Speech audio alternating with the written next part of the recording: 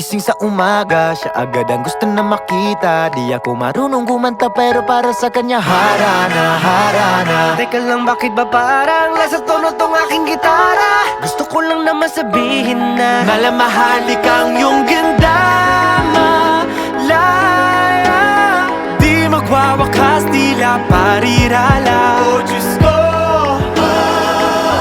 ano pa nga bang masasabi ko? Hey, come along.